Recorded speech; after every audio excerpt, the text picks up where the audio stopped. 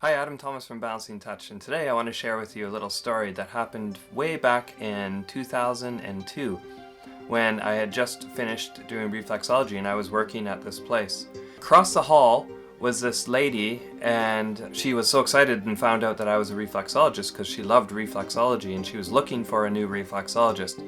So she dangled this bait in front of me, basically saying that if you're good enough, I will be your steady client. I'll come weekly. I will be your client.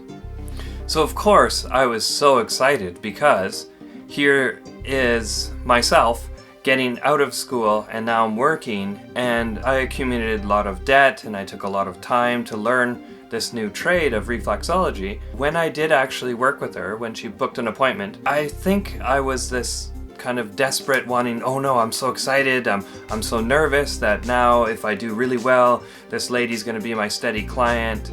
And so I had these huge expectations. I was working from a place of desperation rather than caring. And guess what? She didn't end up liking it. My pressure wasn't deep enough. She felt I wasn't connected to the session. You know, the list goes on and on. Of course, I was not happy with myself and I was a little bit kind of depressed. I was like, oh, I can't believe that I have done this. And, you know, oh, I'm not a good reflexologist. You know, I'm not good enough.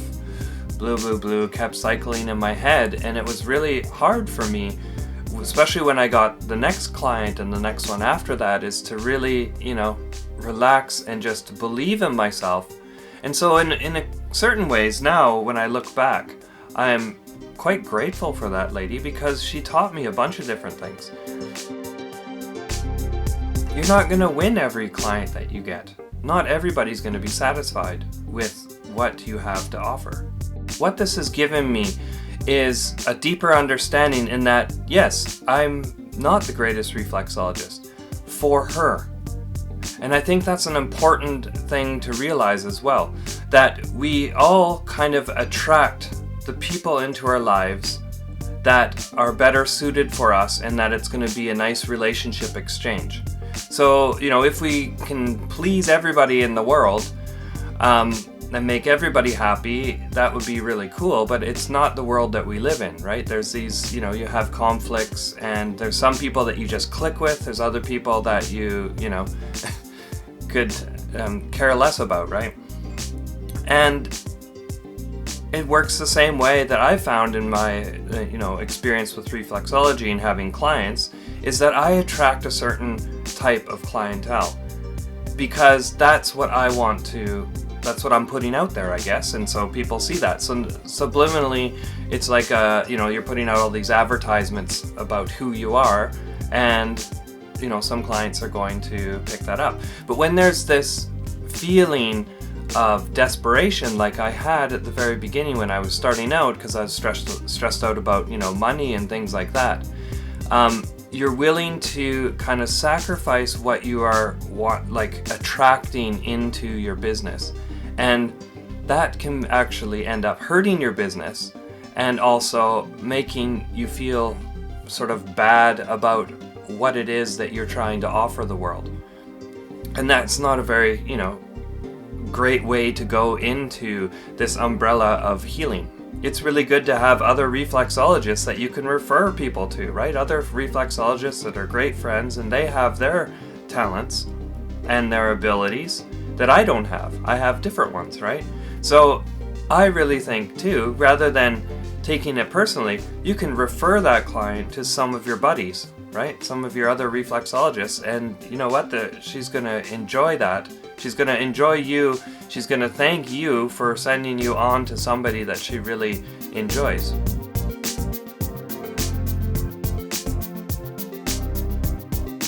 And number two was that it kind of made my shutters of reflexology open up a little bit and kind of go, okay, let's look at different techniques. Let's look at different ways that reflexologists do this. Because I remember when I was doing my kind of like work practicum at this other place, I had this Japanese reflexologist come in, and his technique was completely different. He used his knuckle and just, you know, pushed into the reflex points as hard as he could.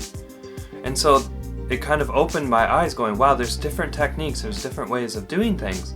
I later on had an experience of going to Thailand and learning from a Thai reflexologist, which was really, again, a completely different way to do reflexology.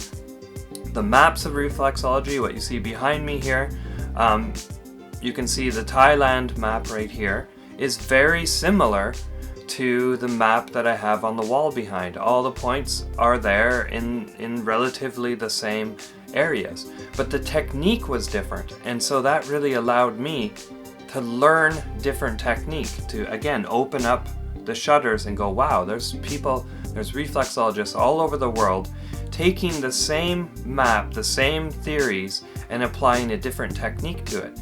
And I need to learn that, and so I did. I learned from Thailand, I learned a little bit from Japan, and I learned from different ways that we do it here in the West as well. And that is so valuable because I kept taking my toolkit, which was very limited, and I kept adding more tools to it. So I'm really grateful for this lady now, because she really showed me that you can't win over every client, especially when they're dangling something in front of you, like a steady client kind of promise. Another thing too is that it taught me to learn and expand my reflexology and learn different techniques. Anyway, I wanted to share that with you, that if you're coming from a place of desperation, it's going to repel people and not attract people. So I believe, just really get clear about what it is that you want to do in this world, and somehow things line up and fall into place. And it's been one of the greatest teachings in my world of reflexology, and I wanted to share that with you. So I hope that helps. And if you have any type of similar story, I'd love to hear about it. Yeah, that's all I have for you today, and I will catch you in the next video.